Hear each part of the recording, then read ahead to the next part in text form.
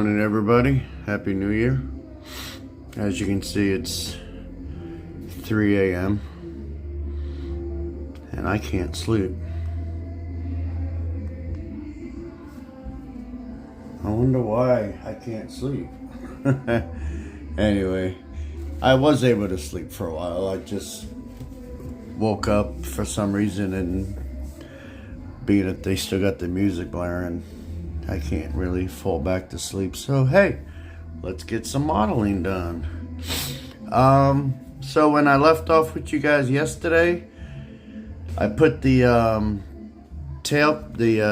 rear tail pan in the car, and I was showing you how the fitment was. These photos show you some of the progress, and then here's how I ended up with it. I mean, it'll pass. So, hey, if I didn't run into this problem, this car would have been painted already. I was gonna paint it red. I don't know if you guys saw or remember, but I was talking about doing the Yenko trifecta, which I won't build all one back to back because, you know, that could get boring for you guys. But I was gonna paint one red, one white, one blue, and I was gonna start with this one red. But you know, I was going through some of your guys' videos again last night, and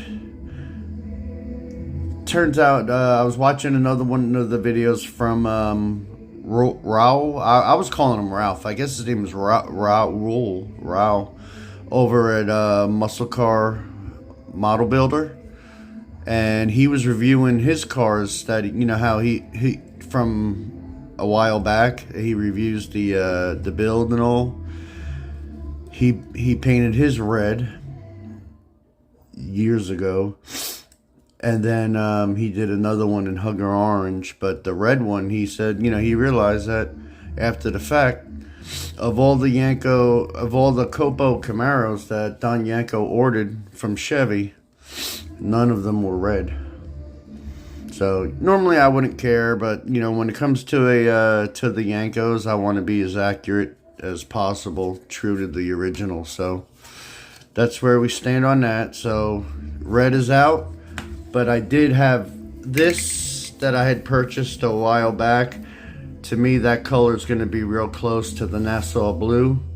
So the Camaro will get Nassau blue, and then the red that I picked up will probably be for, I don't know if I'm going to do the Chevelle in red or maybe the Nova.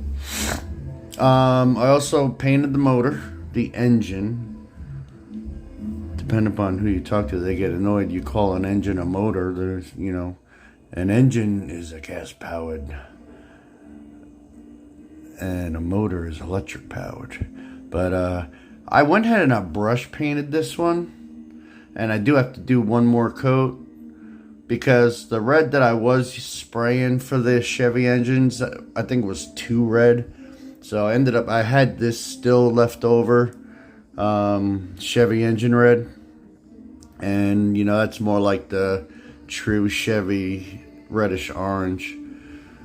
So that's where I'm at, and I guess I'll get some building done and see how far we get.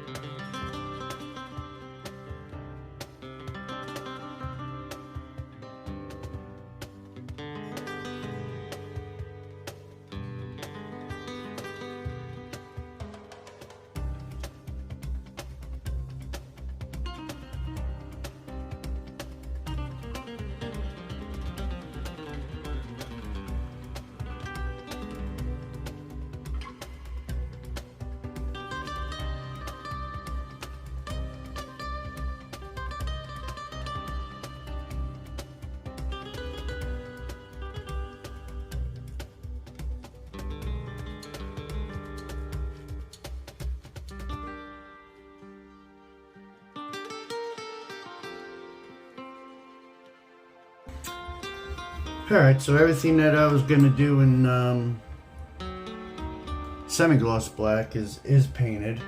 When I was at my local hobby shop, I was looking for flat steel and flat aluminum because the last go around when I bought aluminum and steel, it's like gloss. And it doesn't specify, but my aluminum and steel were no good. So I did find the Tamiya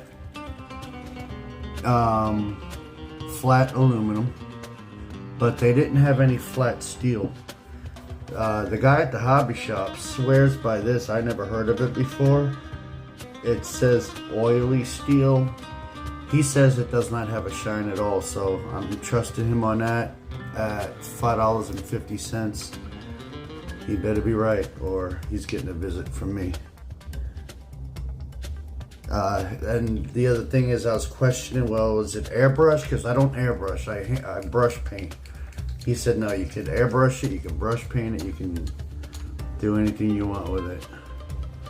And I don't remember if it's acrylic or...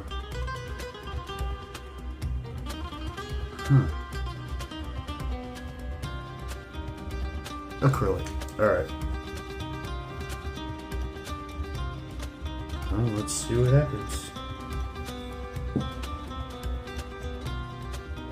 Get a smaller brush.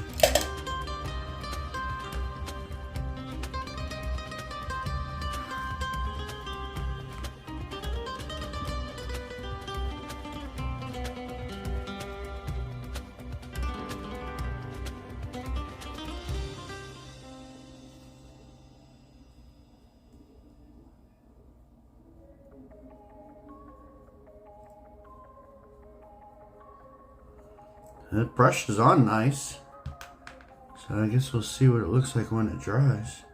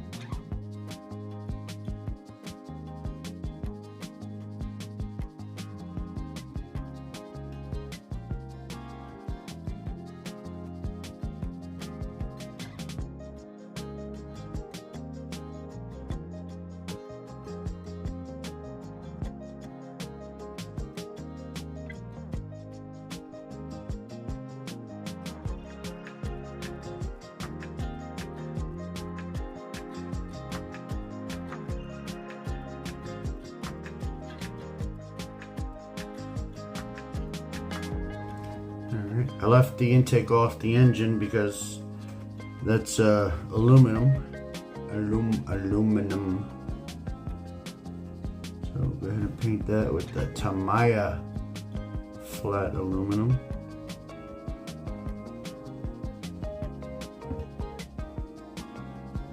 I've always used testers and Model Master, so first time using these paints, and I like the way they cover, I like the way they flow.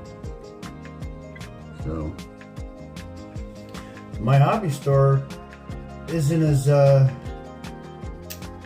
stocked up the way it used to be when I used to frequent there all the time. Their model department shrunk. The paints, I mean, like I said, the Tamiya section, it's like half of what they would normally stock was gone. I'm doing the centers of these wheels, which I started the wrong one.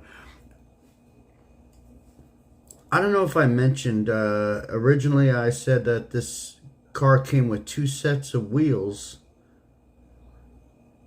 but I noticed, once I started going into it, one set is standard and then another set is like a real deep dish in case you want to do a custom one where you had skinnies in the front and fatties in the back.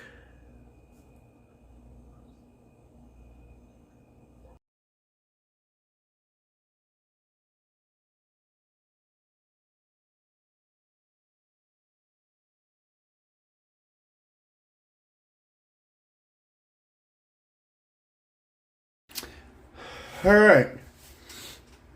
I took a couple of hours nap and I woke up and I decided, let me look at something here real quick. And you guys are going to think I'm crazy. Although some of you may say, no, Joe, you are absolutely right. So I want your opinion, okay? When I woke up, I said, you know what?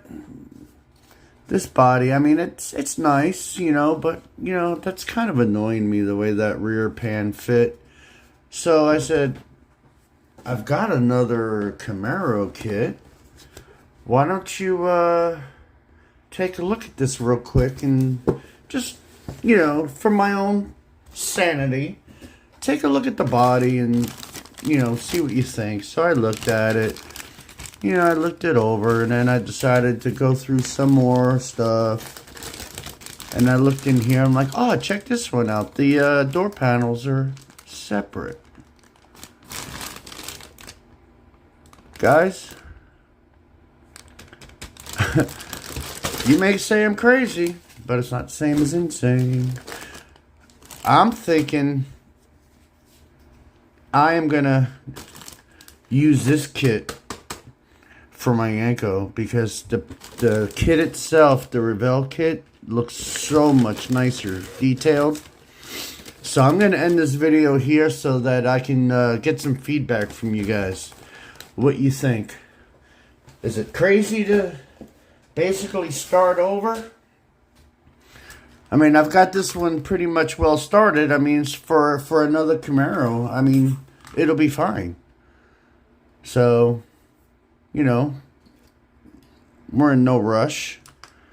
If I can have a better looking kit for the Yenko, am I crazy? Or was this the right thing to do? Anyway, I'm going to end this video here so that I can get your feedback, guys. It's really appreciated. And thanks for everybody who's been watching and tuning back and commenting and liking. It's the first day of the new year. So, Happy New Year, everybody.